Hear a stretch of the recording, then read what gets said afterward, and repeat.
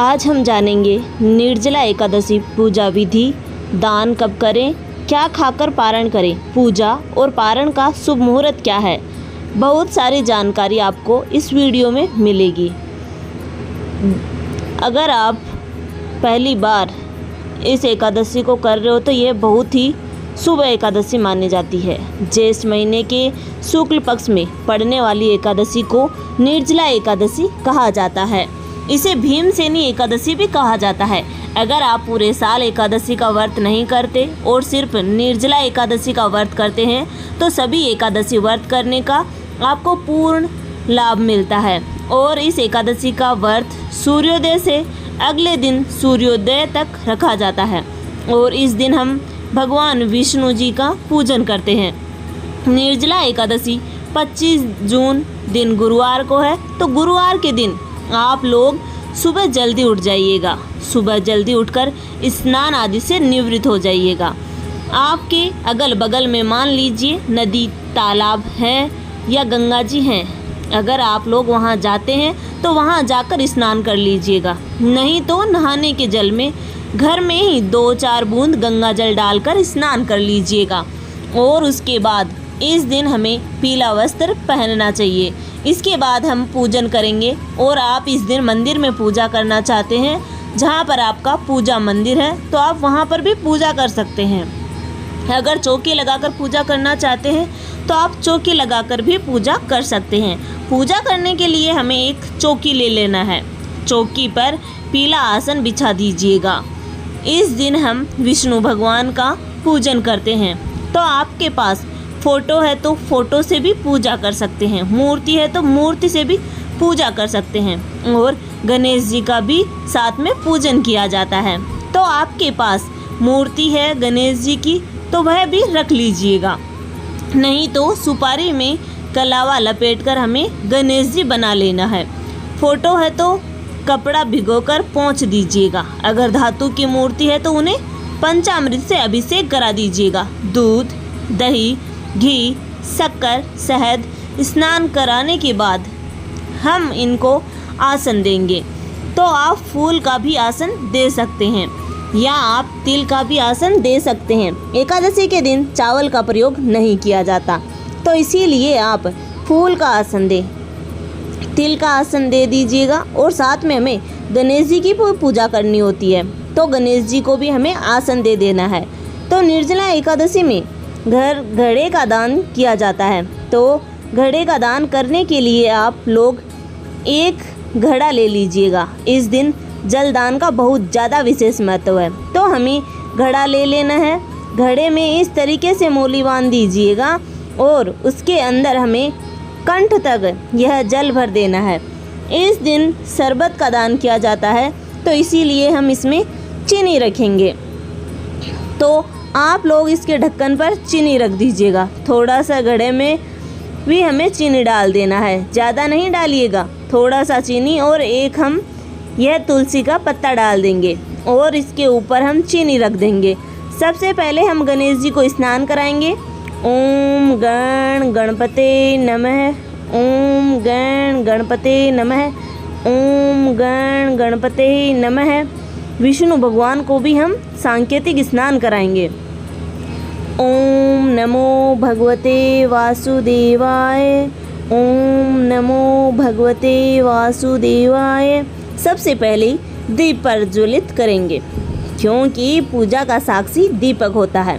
आप अगर अखंड दीपक जलाना चाहते हैं तो आप लोग अखंड दीपक सुबह में जब पूजा करिएगा उसी समय जला दीजिएगा। और मान लीजिए अगर अखंड दीपक नहीं जला पा रहे हैं तो आप ऐसे नॉर्मल दीपक भी जला सकते हैं।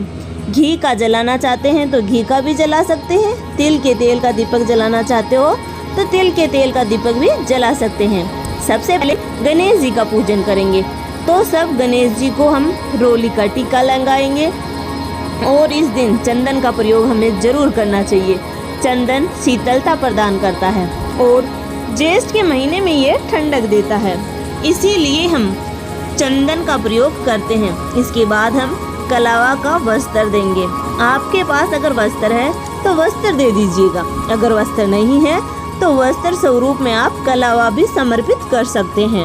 हम गणेश जी को जनेऊ पहना देंगे। उसके बाद फूल चढ़ा दीजिएगा।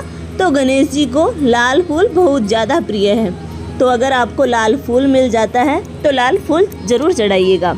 अगर लाल नहीं मिल पा रहा है तो कोई और भी फूल आप चढ़ा सकते हैं। एकादशी के दिन अक्षत का प्रयोग नहीं किया जाता, इसकी जगह पर हम तिल का प्रयोग करेंगे। तो आपके पास मान लीजिए सफ़ेद तिल है तो सफ़ेद तिल का प्रयोग कीजिएगा। पूजा में अगर नहीं है तो काला तिल भी प्रयोग कर सकते हैं। हमारे पास अभी सफ़ेद नहीं है, इसीलिए हम काले तिल का प्रयोग करेंगे। जी, दुर्वा बहुत ज़्यादा ही प्रिय है, गणेश जी को दुर्वा बहुत प्रिय है, तो आप लोग दुर्वा ज़रूर चढ़ा दीजिएगा। गणेश जी का पूजा करने के बाद हम विष्णु भगवान का पूजन करेंगे।